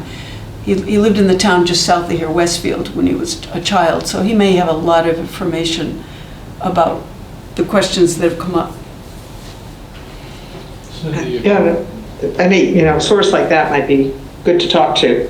Yeah. if you give me the information, my son's on the water commission with Joe. Well, if they can just contact Joe directly, you can let your son know, and I don't have the information. Trying to get hold of Joe directly may be a problem. Well, I just didn't know if they could do it through the website, the Water Commission website. With Joe? Joe doesn't do email. Yeah, it's easier to give it to Chuck and have Chuck just sit there with Joe and show him. So what's being offered is Charlie, who's President's son, is also on the Water Commission, and Joe doesn't do email. But Okay. if I suppose go through the chair, and you would connect with Charles Konecki, Chuck? I will do that. I was a little curious. I believe you made reference to the extra mark contamination in relation to 210 College Highway. Am I remembering that correctly? Yes, Yes. And it's very close to 79 Clark Street, closer than 210. Was it made note of for 79 Clark as well? It wasn't. Let me go here. And it might be because they noted that the groundwater appears to flow southeast. Which is the I don't- direction of 79. Yeah. That's the direction of 79? Yes. Okay. Let me ask. And I've seen the mapping of the plume of influence relative from the gas station, and according to the mapping, it's directly heading towards 79. I don't mean it's there, but that's where the plume is. I wonder if they put this in the wrong column. That's what I Let's- I'm wondering too. Let us follow up with them. It's so much closer to 79 than it is to 210. That would be my question as well. Yeah, it's. We'll definitely ask. Maybe that was the only thing they saw, but that you think it would also be at 79 as well. More likely at 79 than... And more likely, yes, of course, but also, yeah. Yes. And you said 79 was a Superfund site? Not 79 Clark Street itself, but this was in the category of surrounding property, environmental records review, so That would be the gas station. this was somewhere along, Atlas Copco Holyoke was somewhere along Clark Street. There was no street number provided. They thought, based on other records reviewed, that it was likely 1 Clark Street that was formerly occupied by Atlas Copco. That's where Mama Keystone is. Yeah. That's I'm one gonna- Clark I'm Street. gonna do some searching on that, because that doesn't sound right. You don't think, was Atlas Copco ever at 1 Clark? Does anybody remember that? I know they're in Holyoke now, or They might have they been, were but I anyway. mean, Well, they were certainly where the other company is now. Where Yeah. Mama Keystone Yeah, is. you're just questioning the Yeah. Superfund site. The Superfund site, though, I think it's a gas station. yeah, I do too. You do? Bet it's more a Yeah. gas station than that. I mean, I've been in town all my life, and I've dealt with Superfund sites and everything else, and I've never seen that. You'd think somebody would have said something to me in town. But you know what? I can poke around and see what I find. The other thing early on is, it was stated from that 204 and 210 College Highway were both on the historic registers. I don't believe this building is. I'm wondering if they have it confused with the old town hall at 80th Street. I'm sorry, Ed, I couldn't hear all of that. Could you say that one more time? Early on, well, one of the things you had read off was that 204 and 210 College Highway, which is the fire station, and this town hall were listed on Massachusetts historic places. I don't believe 210 College Highway is. However, the old town hall, which is about 200 yards from here at 8 East Street, is on the Register of Historic Places. The current police station. Yeah. But it may be, Ed, that everything, in the MACRIS inventory, the Massachusetts inventory, every building, I believe, that's within the historic district is listed, whether it's 100 years old or not. When was this building built? Originally, Mhm. 1940s, Okay. 50s. So it doesn't qualify as being a 100-year-old We built this structure. building in the 1940s. We took Sheldon Academy down before that. Right. I'm sorry.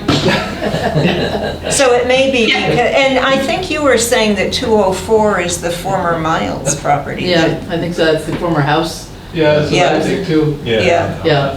So that's the house that no longer exists. It's kind of down in that gully area to the north of the fire station.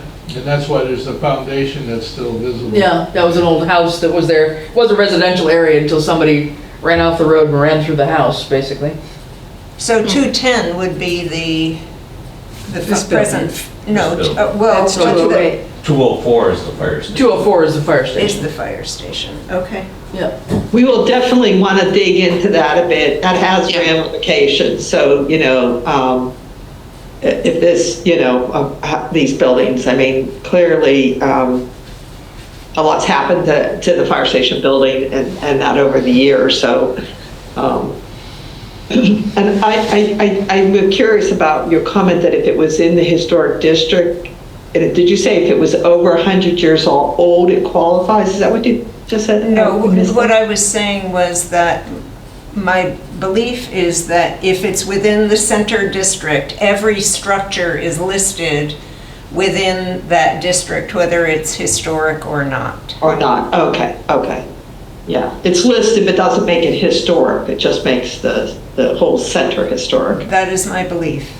Yeah, okay, we'll definitely Yeah, check. I mean, we can pull up the records and find out whether the buildings themselves are listed or whether the district is listed or whether both for some of the buildings there. So we can hunt that down pretty easily. Yeah, and that was definitely something that Amy and I both went, wow, let's find out more about this one, so. Yeah. Definitely the present fire station is in the historic register. Okay. And just because maybe it's incorrect, I've heard many people say that the present fire station goes back to the Civil War, and that's not the dates that came up on the report. I don't know if there's no documentation of that, or just people think it goes back to the Civil War. Well, yeah, I don't know. I wouldn't go back to the Civil 1865, but Isn't that the Civil War? Yeah. yeah, that's true, 1877, yeah. So, yeah, it was built as a schoolhouse. Yeah, just 1863 is the date that we've always heard. Yeah, so So I think what they said was the historical land evidence records indicate that the property was used as a school since at least the early 1900s.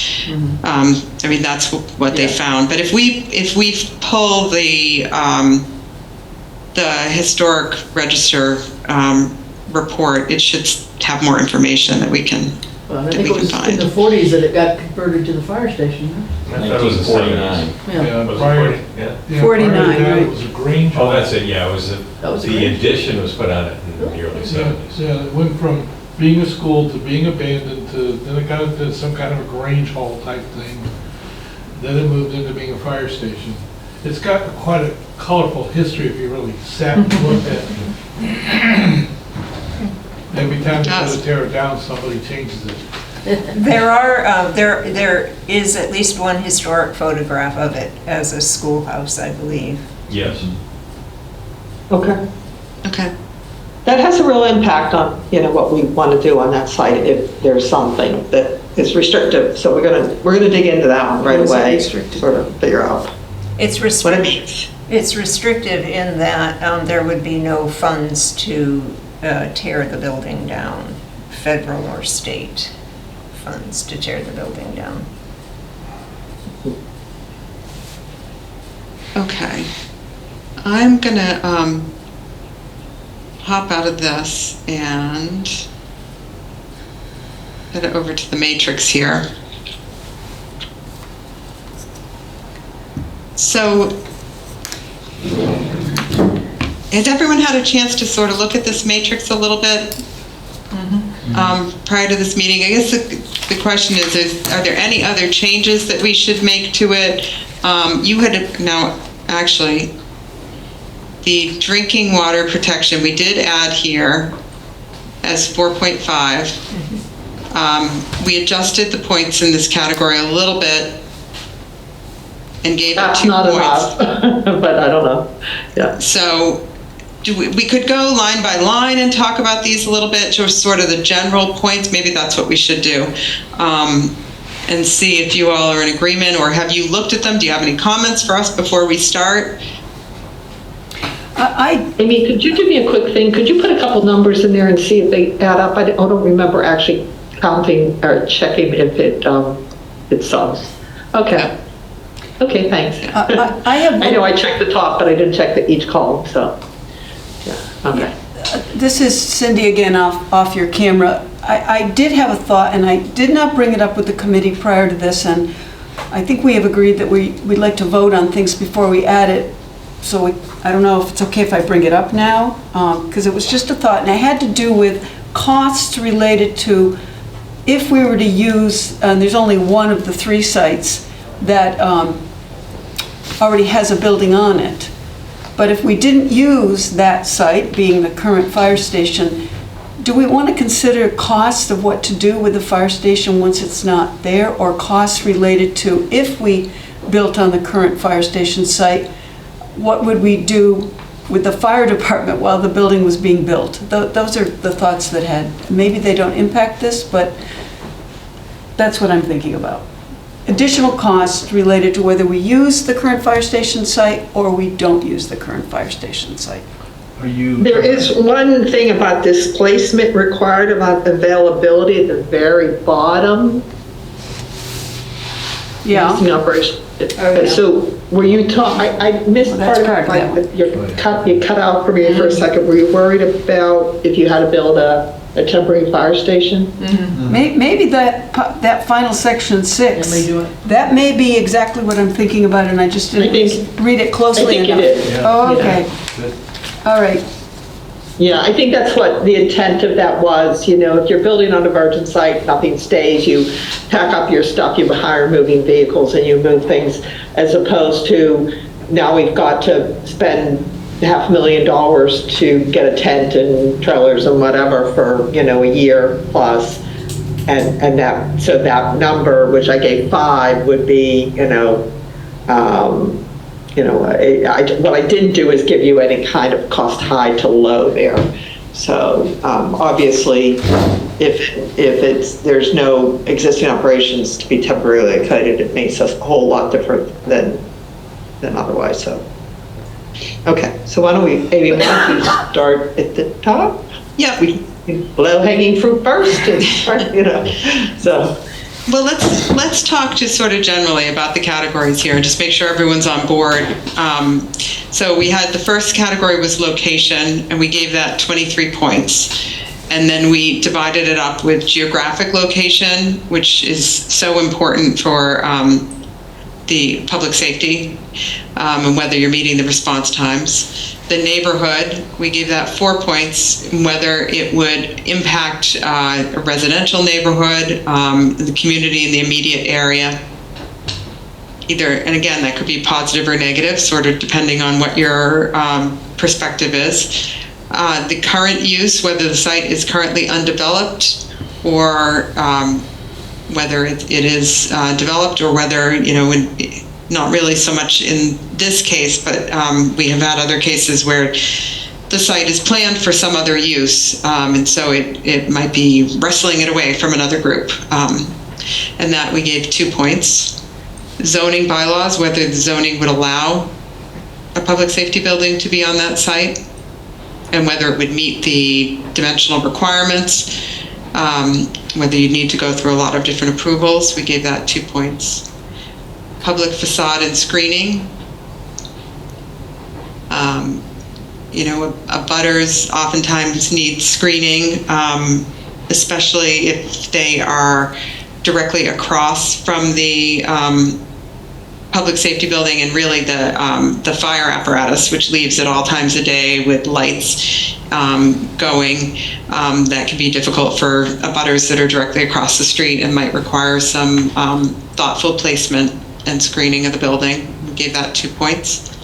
And community visibility, having the public safety building visible to the public, especially if someone's in an emergency and looking for help, if they can easily see it and get access to the site quickly, is generally deemed to be important in most communities. We gave that 6 points. So does anyone have any immediate comments on that? Are you okay with that breakdown? Is public safety building applicable to our zoning regulations? I say no, municipalities are exempt from zoning. Yeah, so that question shouldn't even be there. So in your town, the municipal uses are exempt? Correct. So they all get 2s. So they all get 2s then? Or we can get rid of that category and we can reallocate the points? Yeah, leave it in there and give them all 2s. Okay. Okay. So then accessibility, site access, is it easy for the emergency response vehicles to get into and off the site? Or is there limited access? We gave that 8 points. And traffic, if there was going to be any issue with the emergency response, any impact that emergency response would have on the traffic in the area, we gave that 4 points. Does anyone have any concerns, comments with those? I'm confused about the point rating. So Okay. every single column, all 3 different sites, if we feel they're equal, like you just said for the zoning bylaws, they each get the same, 2.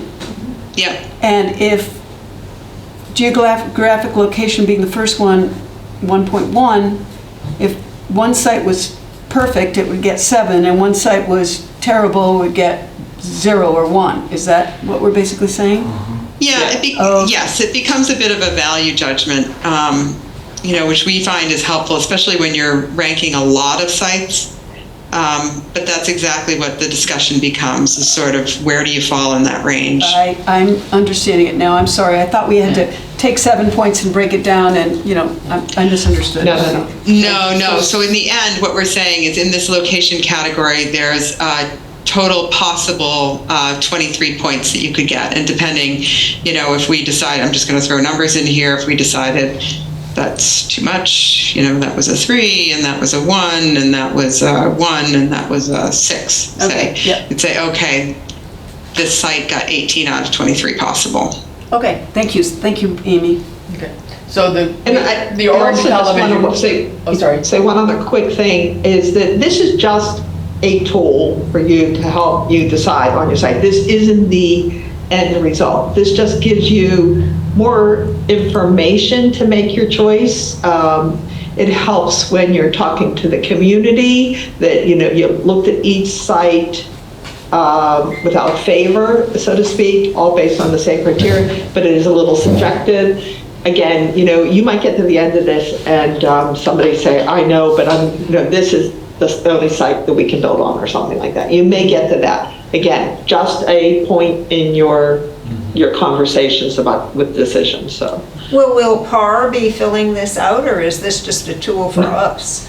this is No, you. this is for you. The goal is to do it with you starting now, based on what we have told you about the sites and what you know about the sites, and what you know about your operations in your town.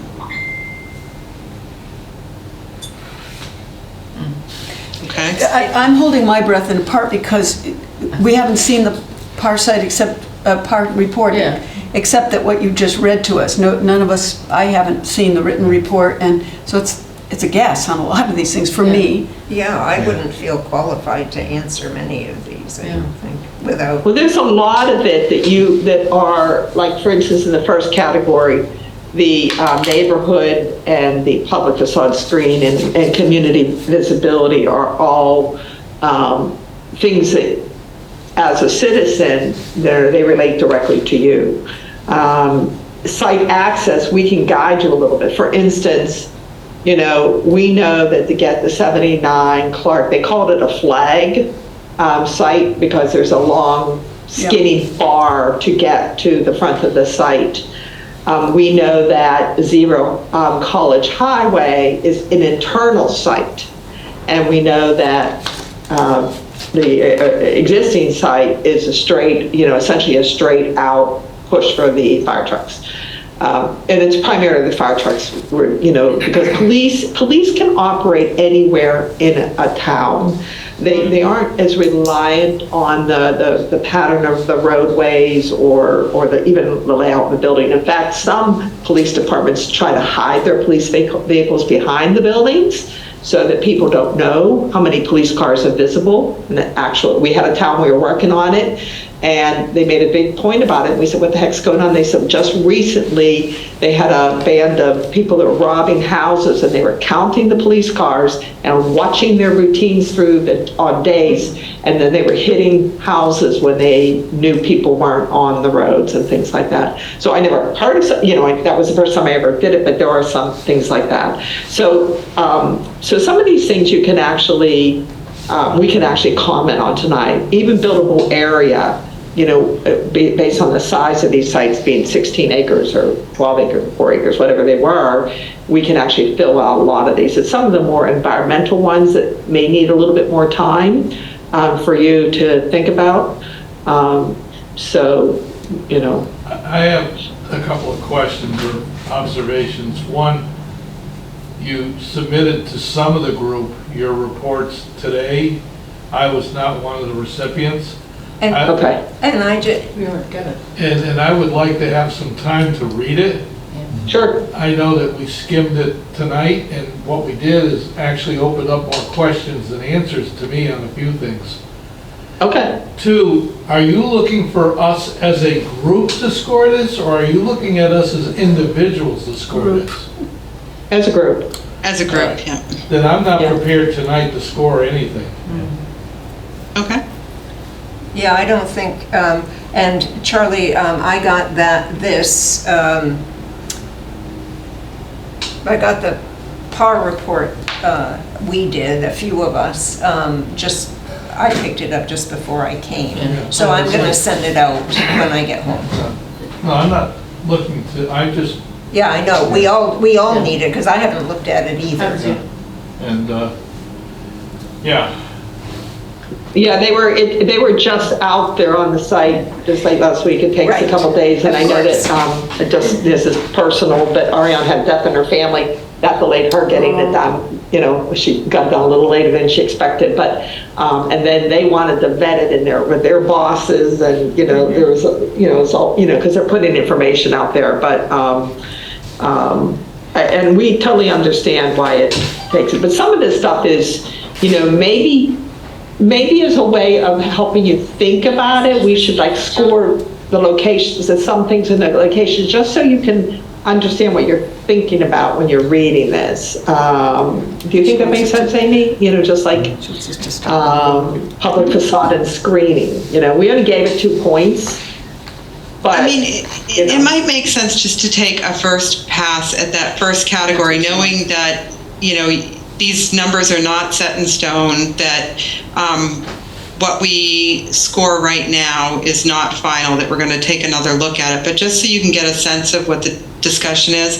And I think Janet's right, maybe we don't even go past this location number 1, but just so that you can kind of get a sense, like the discussion we just had about zoning. I mean, that was very easy. You said, okay, zoning allows this in any site, boom, they all are equal.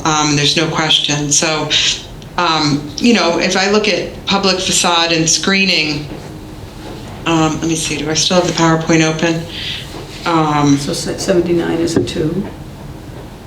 And Zero College is a 2, and they're all the same, 2 for public facade and screening. And when you're looking at it, you might decide that, gee, public screening is really much more important than I thought, when I looked at it. But, so here's, maybe why don't you? I can't get any larger than that, but, That's helpful. for example, if this is the site that's being offered up to the town, the access to this site is going to be by this road that hasn't been developed yet. And the apparatus bays are likely, for emergency response, going to face out onto that road. And what they are proposing is having housing directly across the street. So that's the kind of thing for the public screening. Whoever is in this house right here is going to have fire apparatus lights in their homes every time the fire department leaves the bays. That's the kind of discussion that we oftentimes have with communities. We did a fire station. It was on a town-owned site, and there was a row of houses directly across the street. And we spent a lot of time trying to figure out how to site those apparatus bays so that the trucks exited the site with their lights shining between the two houses rather than right into someone's living room. Or in one case, we sited it as best we could sort of between the houses, but then the town decided to pay for trees for that abutter to have planted in their front yard to offer them a little bit of screening and privacy. So that's the kind of discussion that we typically have as we're going through these sites. So they might not be all equal.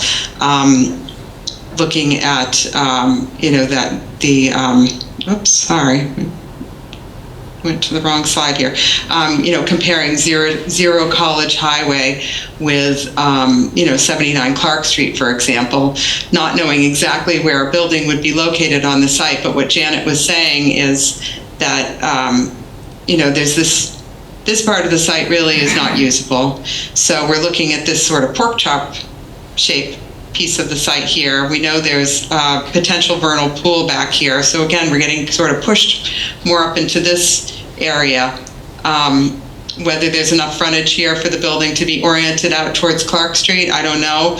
But at this point, if there was and the apparatus was heading out that way, you don't have a house right across the street. You don't have to worry about an abutter being screened. Does that make sense? And even if it was in the back of the site and you had to take a roadway to it, it'd be facing, roadway or the industrial building, which would be less of a problem than a residential neighborhood. So. But with Zero College Highway, it's still all a plan. The street doesn't exist, nor does the housing exist. So there's nothing concrete that can be determined from that. Well, yes and no. So that was what I was kind of getting at last week when I asked whether, you had the option, if we decided that the better place would be for the public safety building to be right here, is that an option, or are you really tied into this piece of land? And the direction we got was that it was really this lot that you were being offered up. So you're right, the road isn't there, but there aren't a whole lot of options where the road would go. And we know that a public safety building, the most important thing is getting the trucks out and the emergency response vehicles out as quickly as possible. So, chances are the trucks are going to be heading out to that road and then out. And right, there could be something else that gets developed directly across the street there, but just looking at the overall site plan that the developer's proposing here, they're trying to maximize the use of that land as much as possible for economic reasons. So there's a good chance there's going to be something across the street. It's not likely going to be parkland across the street. There's another point to make, and the developer has stated this. If you look at the proposed site of the public safety building on that map, immediately to the southeast of that, southeast, there's a large, right there, that's going to be affordable housing. Because we have an inclusionary bylaw, which requires if you're having greater than 9 developed residential buildings, you have to have one affordable. And so based on the number of proposed housing units, that's the affordable area. So that's, again, something that you're going to need screening for, I should think. Yeah. Yeah.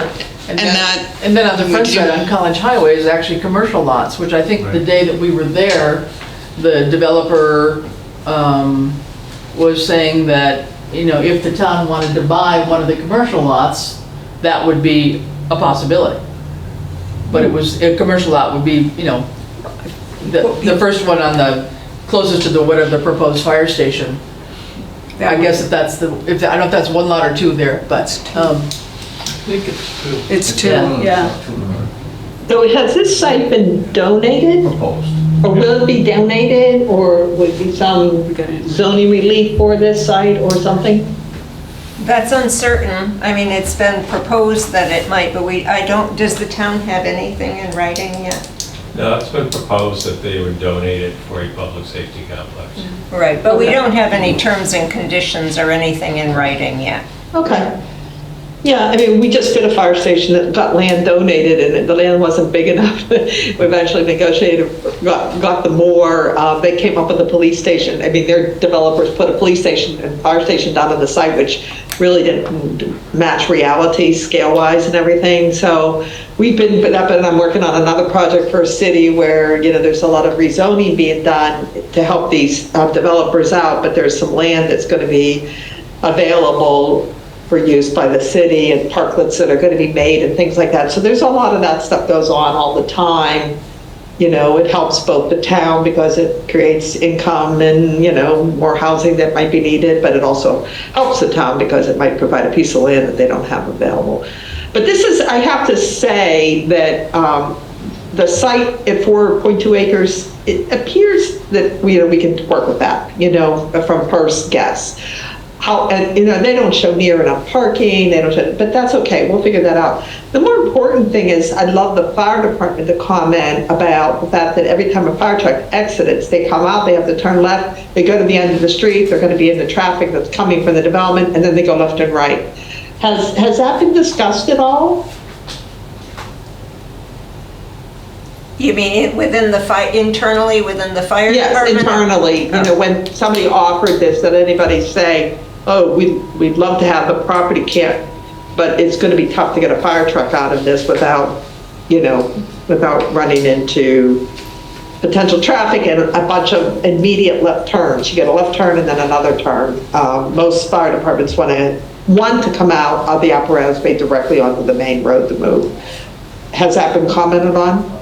No. No. I think John Workman said he didn't have Okay. a problem with that. Okay. That was one statement. yeah, Right. yeah. Because Amy and I were looking at this quickly, and we said, well, this is our site, let's turn the fire department and get the piece of land between, right where Amy's thinking to go, yeah, right there, grab a piece of land there, and have the trucks go out that way. So they're like headed at least straight out, then they don't bother anybody, but it's not the way the plan's laid out, so we kind of said, oh, okay, but. That's just a concept plan. Yeah, sure, Trying sure. to get Well, feedback from we the don't- town as to what the town thinks is acceptable. Right. But they have Well, submitted a preliminary subdivision for the subdivision cul-de-sac road. Yeah. That subdivision preliminary approved, but the rest of the site is not. Could you hear that? This is a member of the planning committee. No, I'm sorry, we couldn't hear that. The cul-de-sac road has been submitted as a preliminary plan to the planning board, and that has been approved. But that's just a preliminary. They have to come back for the definitive of the subdivision road as well as the entire development.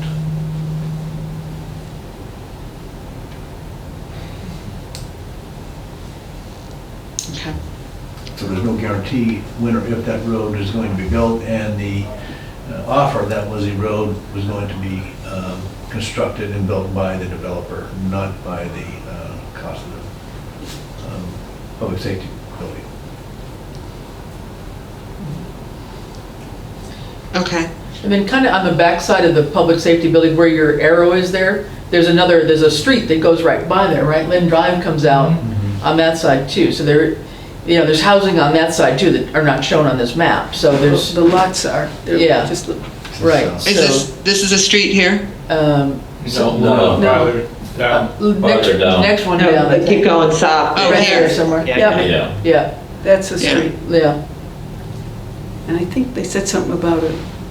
Access? Yeah, Not really a road, We're gonna have a but. gated access to the subdivision, so it would not be everyday traffic, it would just be emergency use only. I'm sorry, we couldn't hear I that. can't hear that, No, yeah. there will be a gated access to that subdivision to the south, so it wouldn't be an everyday right away. Onto Lynn Drive, is that? Yeah. But not really, they're asking about, could there be a road right there? Could there be a road there? That hasn't come up in a proposal, I don't think. No one's talked about it. Okay. No. And I think the site distance was worse there as well. There Oh. was an issue when you further south, the site distance wasn't as good. The site distance wasn't as good as Yeah. it is there, yeah. Oh, Yeah. Mark. That's pretty open.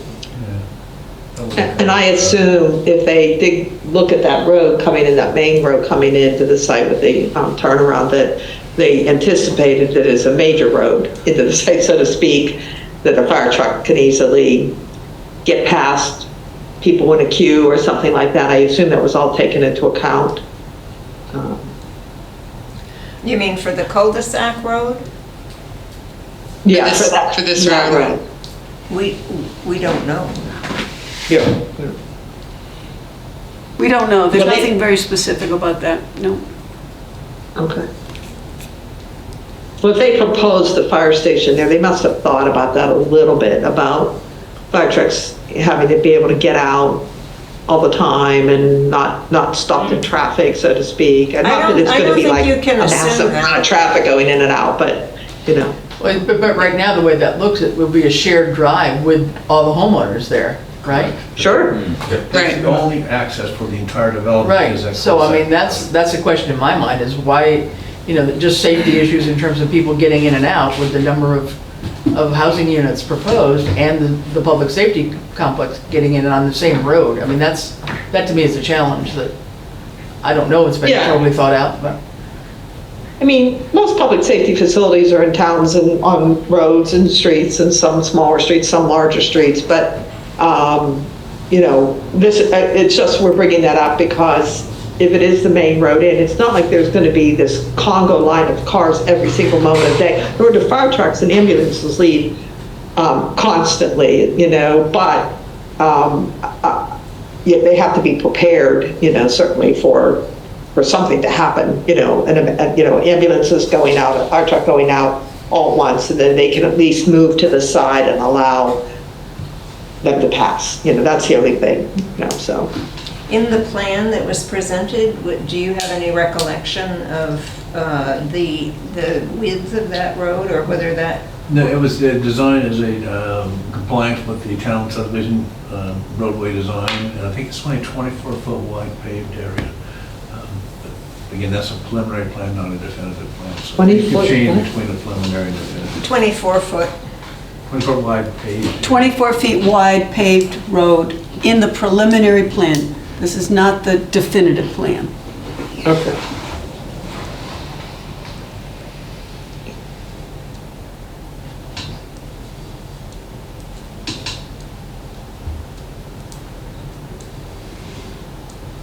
I mean, you don't have a ladder truck, so you don't have the largest fire truck available, but you do have Those someday, we don't big know. hoppers, you know, and towed equipment, and that's coming out.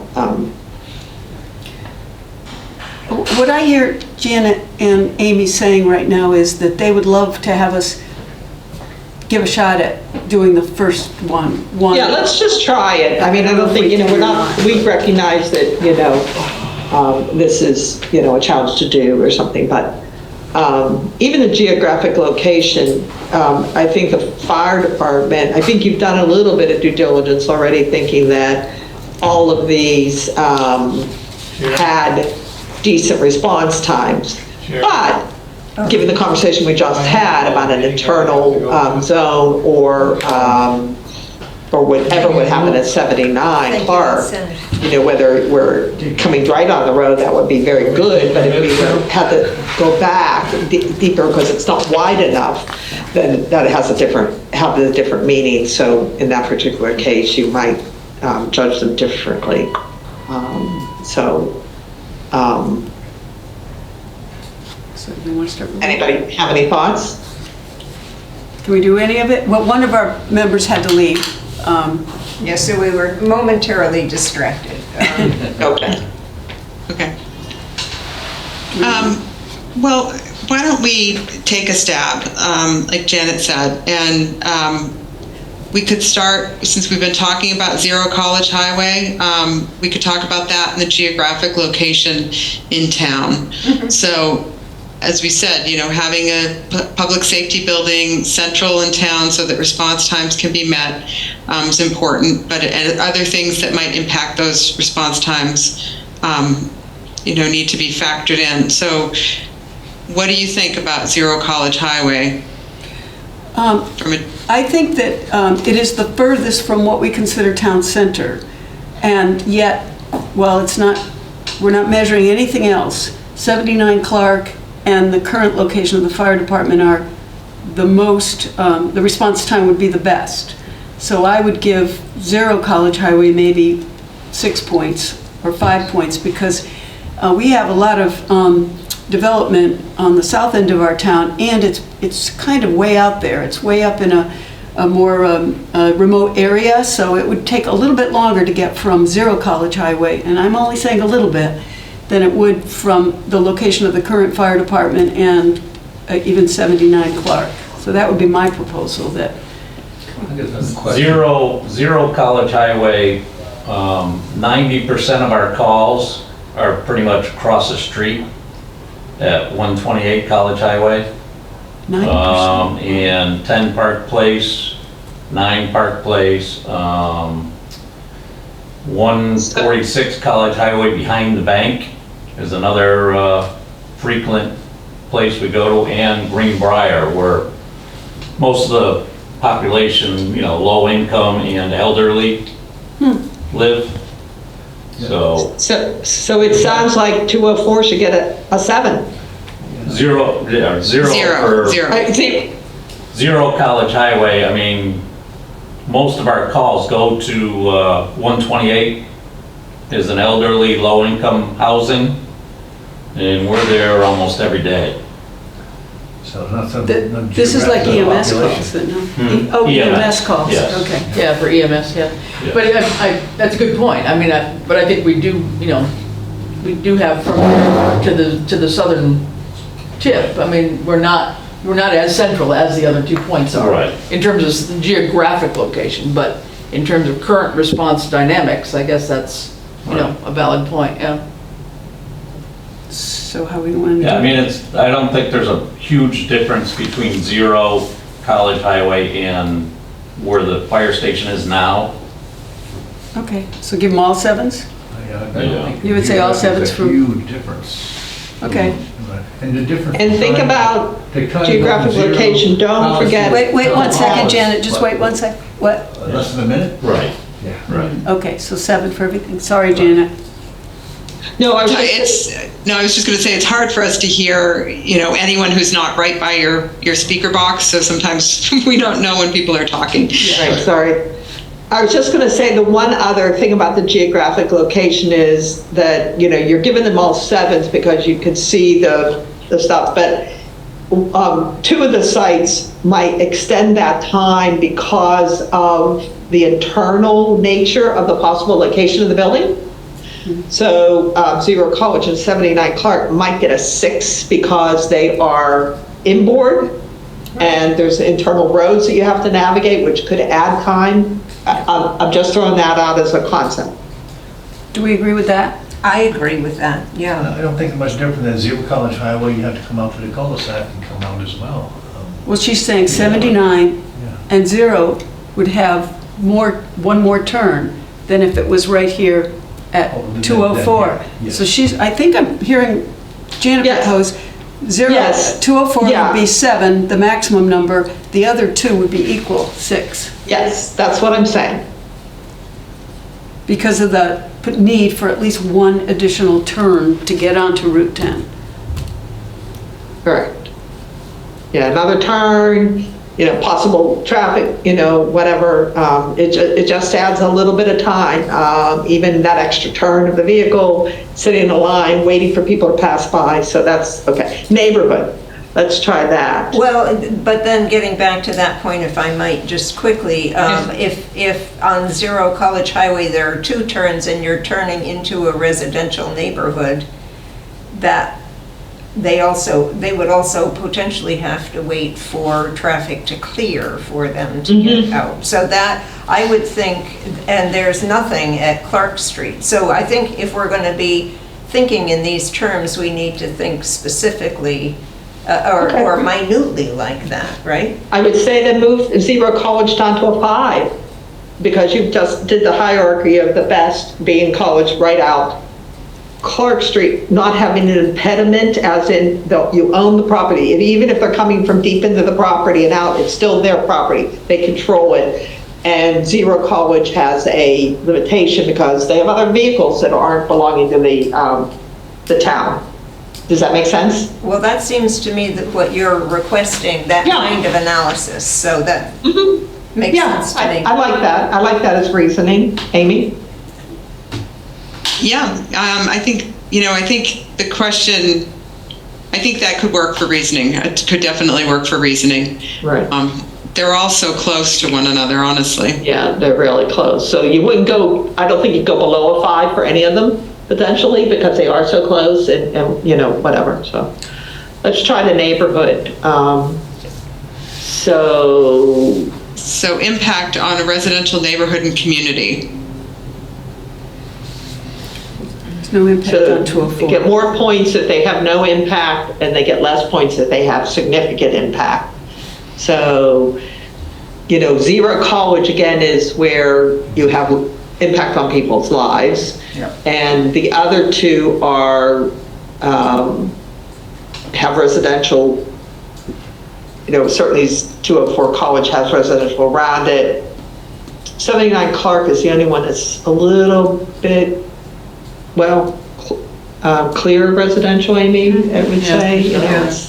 Yeah, I mean, I think it sounds like, the concerns about Zero College Highway are there because of the affordable housing and then the houses directly across from the station.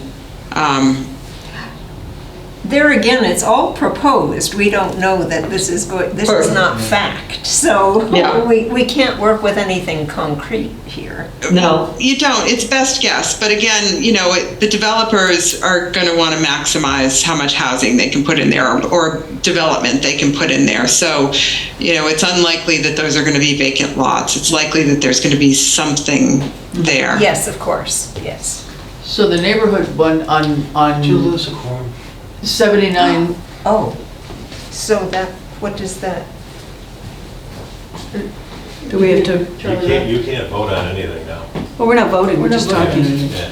just a discussion. Oh, just Yeah, pointed we- out that we lost our quorum. We don't have our quorum, so we can't vote on anything. Oh, But okay. discussing something. Well, and maybe I mean, vote I on think it. it's still good for discussion, just so that you guys get comfortable with this. And then, we'll clearly have to meet another time to sort of go through the whole thing, but let us know if you feel otherwise. If you'd rather stop, that's fine too. I think it would be a good idea just to quickly go through this, and then I think we're meeting again on Thursday, and that will give us Right. time to review what you have Right. sent out. So Yeah. you are helping Yeah. us to sort of fine tune how we're going to look at Right. these. So let us proceed, please. I think it's good because you're discussing it, and then we're offering our thoughts about how to think about it. So, is there any impact on a neighborhood that already has a fire station? Yes, there's still people who live there, and now they're having a public safety and yet another town building on that lot. But they're used to That's one way of thinking of 204. Zero College, of course, we've talked about that. There is community proposed, and then 79 Clark has the industrial, and then it'll have a senior center potentially, correct? Yeah. So, that's not a bad thing to have the fire department, the ambulance service next to the senior center. I would assume it's not an impact, that it's negative, certainly.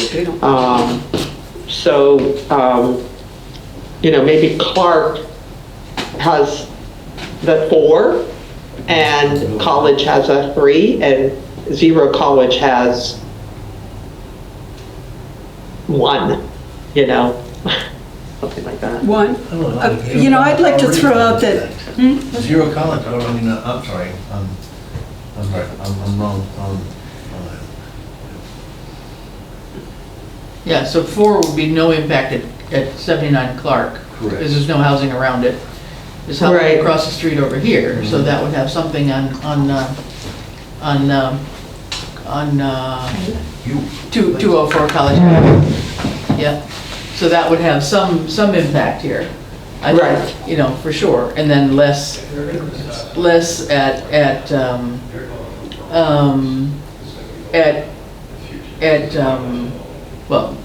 Clark Street, more at Zero College Highway. So, I think we're gonna end up not being able to do this as a group until we have a quorum, so that's gonna be our challenge here. So we probably are gonna be spinning our wheels here. We have board members who are not having their input. Right, and there's three people, especially the police chief who's not even here to do that. So I think, we've got a sense, if you want to give us this as homework maybe for trying to do a little bit more ourselves. And then, the people that aren't here today are going to be at a disadvantage when we meet on Thursday, but, at least, Well, try to. did I send this to you as an Excel document? I have no idea. no, you sent it as a PDF. PDF. So we're looking at a photocopy of, Yeah. If you could send it as an Excel, that would be helpful. So why don't we'll send you the reports again. We'll send you this as a Excel document so it's live, and we'll send you a copy of the PowerPoint presentation. Yeah. And then we can plan on meeting on Thursday. Because if it's an Excel, then as we work on it a little bit individually, the totals will add up. And so that when we come together on Thursday, we'd have a better chance of discussing, because there's at least 3 people that aren't here, 4 people that aren't here right now. That, hopefully will be present for next meeting. Yeah, and because sometimes people do score it completely, and then they come together and they've already scored it, and they say, I gave it a 5 because of this reason. Then you've had more chance to think about the categories and even score it yourself, and and that's fine too. I did one project where we sent these way in advance and everyone scored them, and then someone took all of that data and tried to interpolate it, but I would not do that again because it was subject to too much interpretation, about that. So, and things like the geographic location, you're right, the chiefs aren't there, or, whatever, and they are the ones that have we want to confirm how they feel about the mission to the departments that she'll use. So am I understanding that PAR isn't going to score this at all? No, they were kind of giving us the, the raw data, but then this is more subjective, honestly. Because it's not just site, it's all kind of other things. If you read all these categories, there's a little bit of site, but in environmental, but it's mostly, like, they gave you idea about traffic or site access. You can get ease of access, but we just talked about turning and, getting into traffic. So when you look at ease of access through that's 2.1, although you look at it, the site, and it looks clean. Oh, look, you go on the road, go. But now we've just talked to you about, like, okay, they have to turn the car, they have to get into traffic.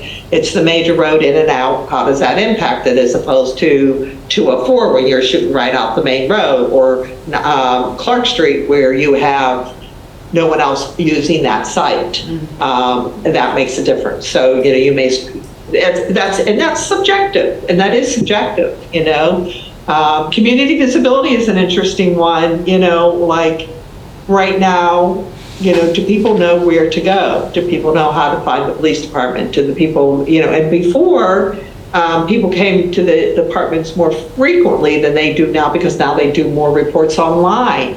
Maybe that's not as important, it is, but it is also important if you need help immediately, you want to know where to go. And if the building is hidden behind things, down looks like a private development road, are you going to have a sign out in the road that says, Southampton Public Safety Facility, come this way, sort of thing. That's something to think about. So, put your hats on of being, living in the town, your knowledge of the town, but also how you use the town, how you might interact with the public safety facility or people, things like that. I'm just looking down the environmental, not such a big deal, site development. So, the only one with significant topography is The existing site. The soils, one site has good draining soils and the other two do not. They're C's and D's, right, Amy? Right. Less so. And then if you don't know the cost of development, I wouldn't really worry. That's a hard one. We know that if you have to cut and fill, that's more costly. If you have to clear and blast, that's more costly. If you have just, soils that you have to, maybe excavate and get rid of because they might be contaminated, that's another thing altogether. We can help with those sorts of things, get a feel for those. So, all right, so we can send you the Excel document. We'll send you the reports again. And you do have the right at any point to change the point spread. If you think we put too much emphasis or too little emphasis on something, I wouldn't change them in the Excel document as you're working right away, but I think we'd definitely bring it up and highlight it and say, we think this is really important in our town, whatever, so. Good. All right. So we're meeting on Thursday? Yes, so we'll meet again on Thursday at 4:30. Okay. And we will have had a chance to progress both. And I can send out that report that you sent Okay, as soon as I get home to the other members. okay. And then we'll just send you the Excel sheet. Excel sheet. Sure. Okay. Okay. All right, well, Christine, I'll send that out right now before I leave here so that you can send it when you send everything. You'll have it. Very good, thank you. And Amy, we have that, so that's an easy one to do. So we got to, Christina, maybe we need to get a, and I don't know how many of these kind of things will go out, but I didn't have a complete list of everybody on the committee, with everything. Even when I wrote the minutes for last week, I completely forgot Friday to send them to you because I didn't have that. We can't see everybody, we can't hear everybody, so we don't even know who's at the meeting sometimes. We can see certain people. And so I think we'll have to figure out a way of doing that so that we make sure that everybody is covered. I know you had some positions that you were potentially filling on the committee. I don't know if any of those have been filled or added to from our original minutes. Okay, No, so that's why I don't know who to send them to. I kind of just sent them to the same people you were sending things to this morning, so. Yes, well, that is a condensed group, so that's fine. I will, and you can continue to, well, I don't know, should they go out to everybody, Ed? They should go to the two co-chairs, and Okay. if they would like Okay. to CC me, Yeah. they can, but it should be one of your two responsibilities of either you or Ian, once you get the information, To send it out? either one of you Right. disseminate that to the committee members. Okay, so we'll continue to send that out like Yes. we have been. Okay, and then I always send things to you too, but if you don't want us to junk up your email. No, I said, please CC me. Okay. And I think I had the chiefs because we had been sending everything to chiefs because we were doing programming and everything. So, yeah.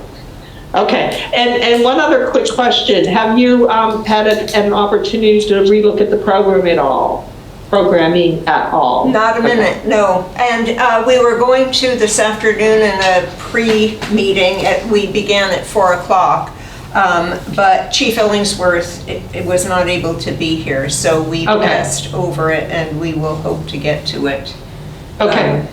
Okay, because Amy and I did a quick run through. We'd like to look at that a little bit more, but we were being a little, we were being very tough, but we were able to cut a little bit of square footage out, but we wouldn't want to share that without you guys having a chance to look at it seriously. But, we were trying to cut, more than 1,000 square feet of space out, more than that if we could. So, because, we were thinking, if you cut 1,200 or 1,300 square feet of space out of this building, what's that going to save? $1 million potentially. That's a big number, so, that's, when you're looking at it, think that way. I mean, I hate to say think of the money, but you got to.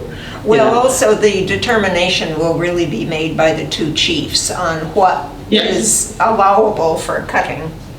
So they need to both, they need to be the ones who are. Correct, absolutely. And Amy and I did find one thing that I had double counted somewhere, an electric room or something, that I can send them, that we know we can cut out. So that was my double counting somewhere, something. So, okay. I know this is a hard process, this is the two big pieces of the program and figuring out the site. I mean, a lot of, like I said earlier, is a bit of a gut feeling too. What do you feel about these sites? What do you think? What do you think is the easiest way to get things through town? What are the expectations? But, the existing site is a challenge. Topography, spongy soils, wetlands, existing building, things like that.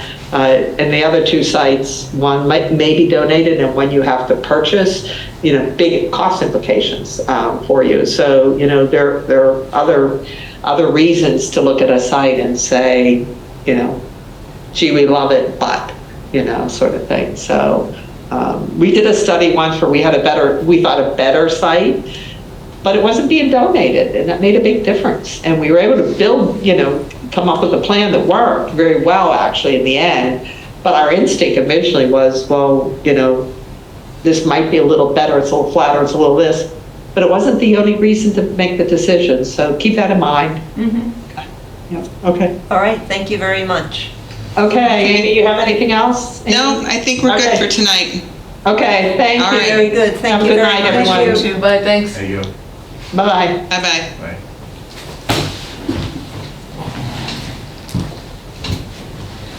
Undo the Zoom. So do we need to adjourn? Shall I make a motion to adjourn? Well, You can't. Not yet. Well, you We can don't have a anyway. You don't have a quorum anymore. right, and, so we can't vote on the invoice. No. No. Can I ask a quick question? I was just wondering if for Chief Fasoli, you and Ian had talked at all about open days at the station, the tour dates at all yet, or? I haven't talked with Ian. I mean, we're Okay. pretty much open at any time. Okay. It'd be good, I think, if we could have some dates How that do we we can end start the meeting? publicizing, because I think Just leave? No, that's- you that's a challenge. We've got it, I know, in the church newsletter, Cindy put it in there, and a couple other a quorum places, as but chair, I we've got to, declare the Right. meeting the more we can get some done, Some, completed, whatever. headwind on that, in terms Yeah. of, getting people excited about a possible tour, the quicker we can nail down a commitment, I think would be good, because right now, we just have information saying, stay tuned, and so, the more we can do that. So that's all. Maybe for next time, we can have some ideas, yeah. Yeah. Okay, so with no quorum, we can't vote to adjourn. So as chair, I am calling this meeting to a close. All right. And then, This government meeting is brought to you by Eastworks and our local cable subscribers.